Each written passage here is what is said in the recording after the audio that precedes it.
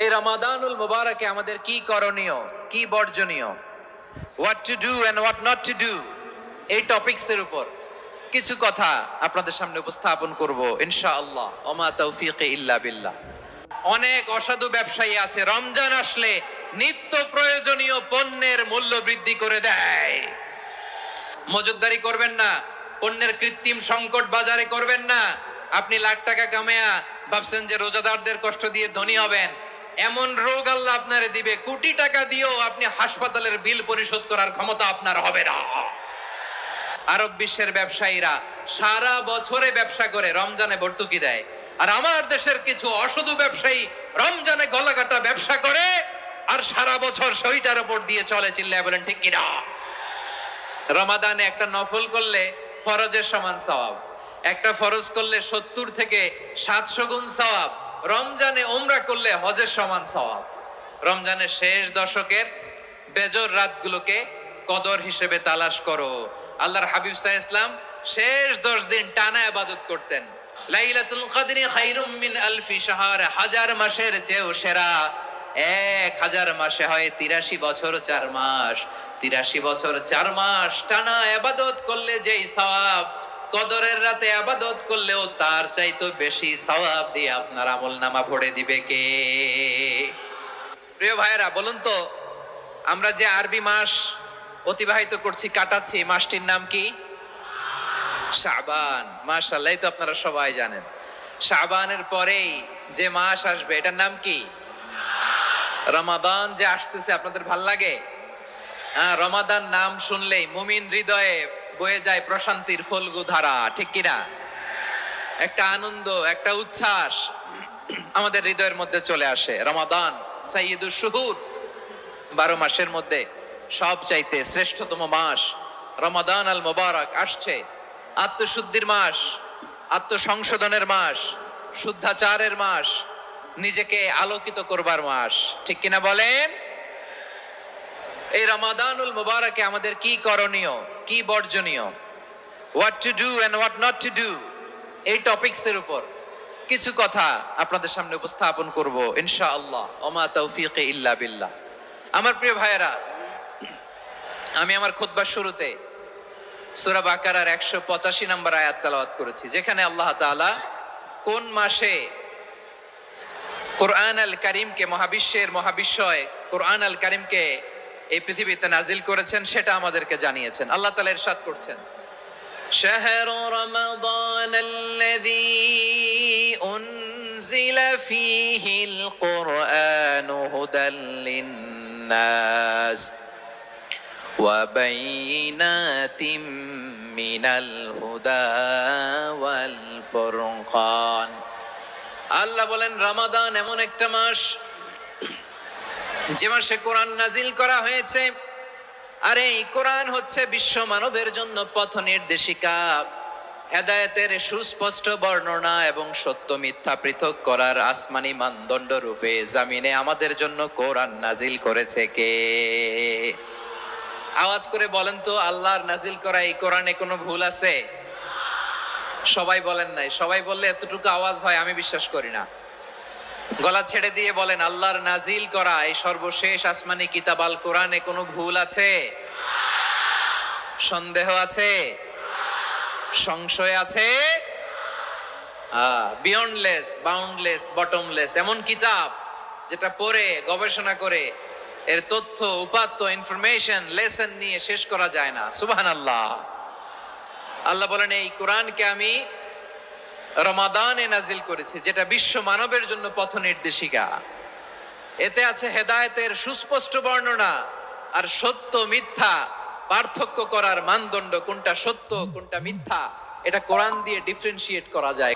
কোনটা সত্য কোনটা মিথ্যা, কোনটা ভুল কোনটা নির্ভুল, এটা কোরআন দিয়ে যাচাই করা যায়। চিল্লায় বলেন ঠিক কিনা?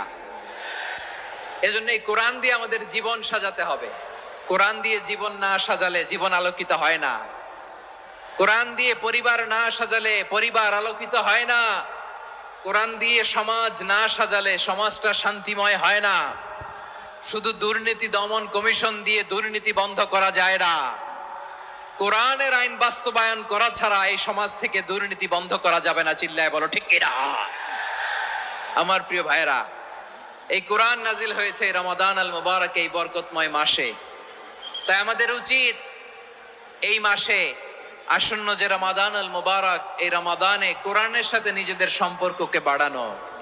আমার প্রিয় চাঁপাইনবাবগঞ্জের ভাইয়েরা, আমরা কি আসন্ন রমাদানে কোরআনের সাথে আমাদের অ্যাটাচমেন্ট, সম্পর্ক বাড়াতে চাই? চান সবাই? আপনি কি জানেন কোরআন নিয়ে কোন ফেরেশতা পৃথিবীতে এসেছিল? জানেন ফেরেশতার নাম কি বলেন তো? জিবরিল আলাইহিস সালাম। একটু খেয়াল করে শুনেন, কান দুটো খরগোশের কানের মতো খাড়া করে আমার দিকে তাকান। সাইয়েদনা জিবরিল কোরআন নিয়ে এসেছেন, ফলে উনি হয়েছেন শ্রেষ্ঠ ফেরেশতা। বিশ্ব নবীর উপর কোরআন নাজিল হয়েছে, তাই তিনি হয়েছেন শ্রেষ্ঠ নবী। রমাদানে কোরআন নাজিল হয়েছে, তাই রমাদান হয়েছে শ্রেষ্ঠ মাস। কদরের রাতে কোরআন নাজিল হয়েছে, তাই কদর হয়েছে শ্রেষ্ঠ রাত। আমরাও যদি কোরআনের সাথে সম্পর্ক বাড়াই, আমাদের মর্যাদাও এরকম, আমাদেরকেও শ্রেষ্ঠ মানুষ বানায় দিবে কে? এজন্য কোরআনের সাথে সম্পর্ক বাড়াইতে রাজি আছেন তো? যারাই কোরআনের সাথে সম্পর্ক বাড়ায়, এদের মর্যাদা বাড়ায় দেয় কে? দেখবেন আমাদের হাফেজে কোরআন, তারা ইন্টারন্যাশনাল কোরআন কম্পিটিশনে যে গোটা বিশ্বকে পেছনে ফেলে প্রথম পুরস্কার নিয়ে আসে।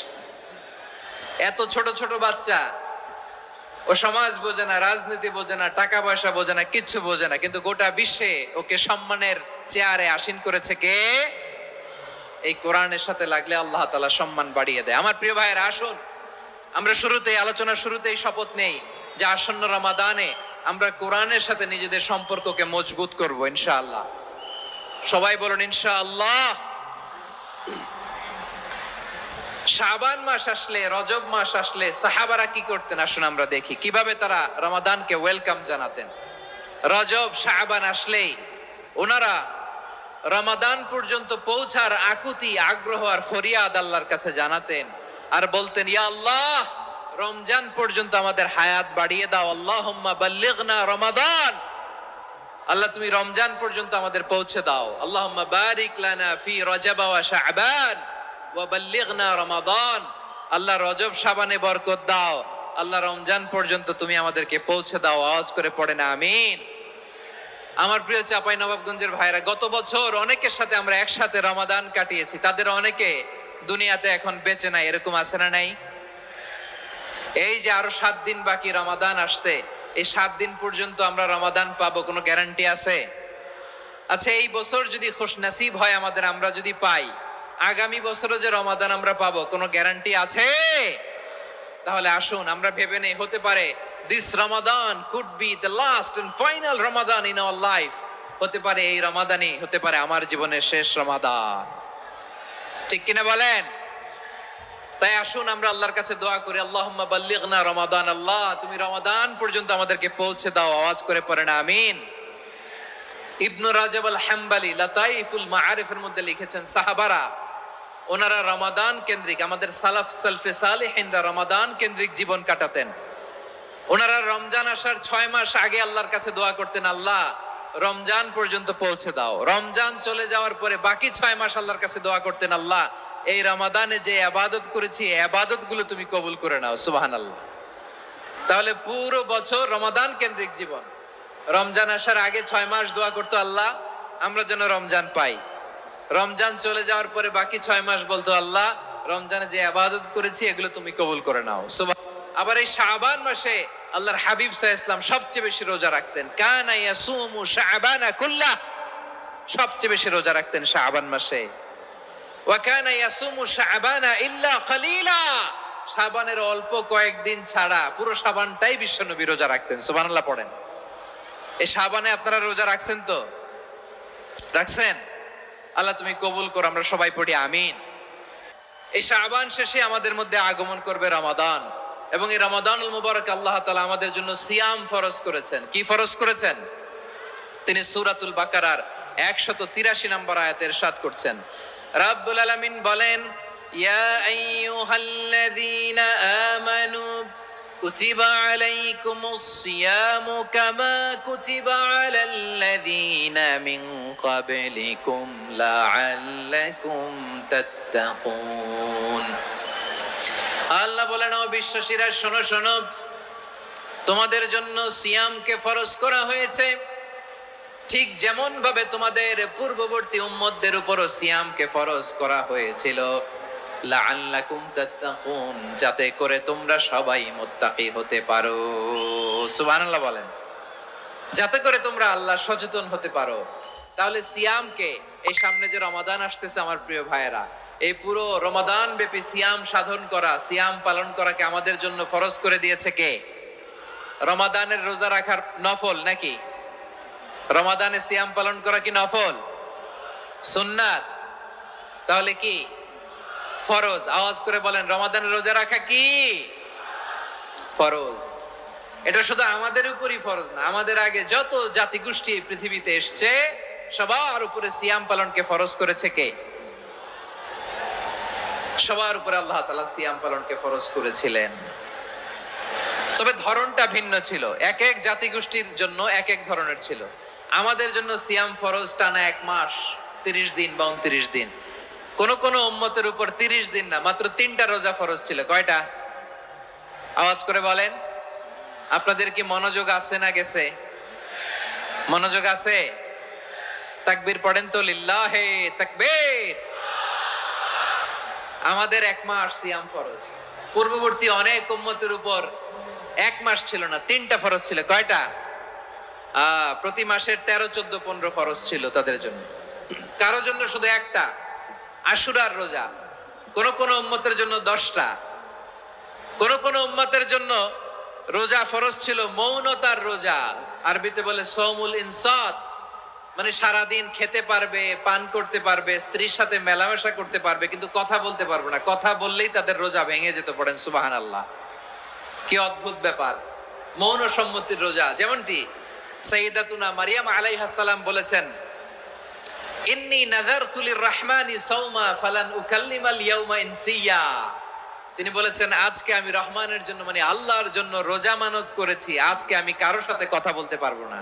তো রোজা রাখলে কথা বলতে পারবে না কেন? কারণ ওই শরীয়তে রোজার বিধান ছিল সকাল থেকে সন্ধ্যা খেতে পারবেন, পান করতে পারবেন, কিন্তু কথা বলতে পারবেন না। কথা বললেই রোজা ভেঙে যেত। সুবহানাল্লাহ বলেন। তাহলে সব জাতিগোষ্ঠীর উপরে রোজা ফরজ ছিল, কিন্তু ধরনটা ভিন্ন ছিল। মজার ব্যাপার হচ্ছে, আপনি বর্তমানেও বিভিন্ন ধর্মের দিকে তাকান, বৌদ্ধ ধর্ম, হিন্দু ধর্ম, খ্রিস্ট ধর্ম, তাদের মধ্যেও রোজা আছে। ইংরেজরা, খ্রিস্টানরা এটাকে বলে ফাস্টিং। কি বলে? ফাস্টিং। আমাদের হিন্দু ভাইয়েরা বলে উপবাস। তারা কি বলে? উপবাস। আবার এখন আন্দোলনেরও একটা মাধ্যম হয়েছে এটা, না খেয়ে থাকা। এটারে বলে অনশন। এটারে কি বলে? অনশন ধর্মঘট। মানে আমাদের দাবি না মানলে আমরা খাবো না, রোজা রাখলাম। আছে না নাই? তারপরে আধুনিক বিজ্ঞান এটার একটা নাম দিয়েছে না খেয়ে থাকাকে, অটোফিজি। কি বলে? অটোফিজি। জাপানের এক চিকিৎসা বিজ্ঞানী এই অটোফিজির উপর গবেষণা করে সে নোবেল পেয়েছে। সুবহানাল্লাহ পড়বেন না? এজন্য আল্লাহ তাআলা আমাদের জন্য গোটা রমাদানে এই সিয়ামকে ফরজ করে দিয়েছেন। আওয়াজ করে বলেন আল্লাহু আকবার। রব্বুল আলামিন বলেন, ইয়া আইয়ুহাল্লাযীনা আমানু কুতিবা আলাইকুমুস সিয়াম।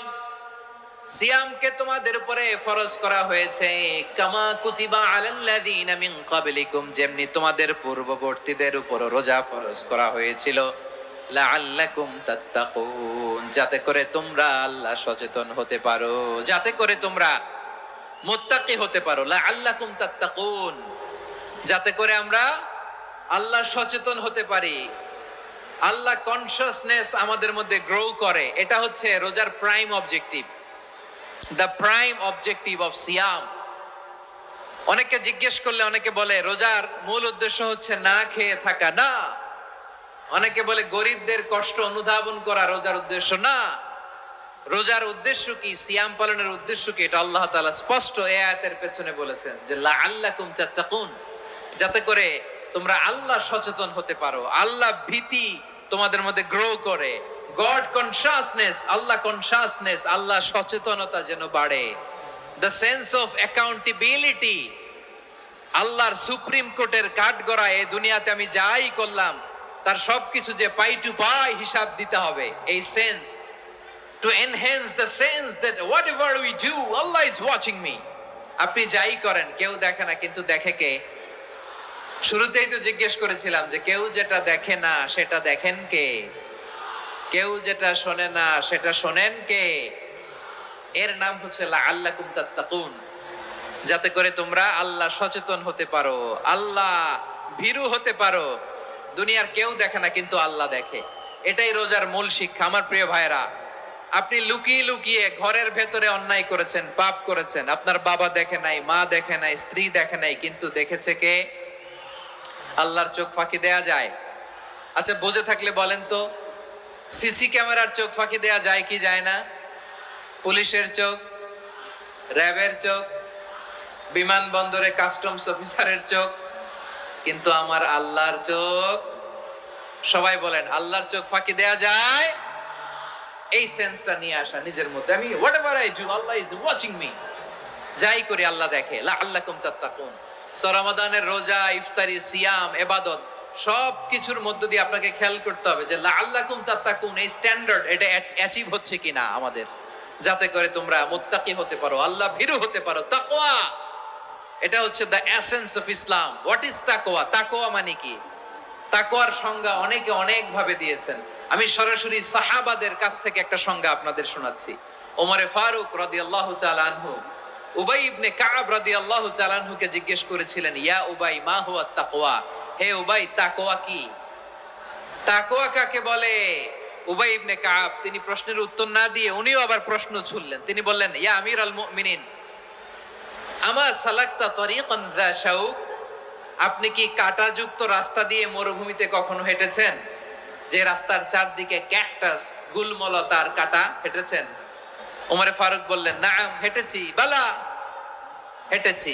কাইফা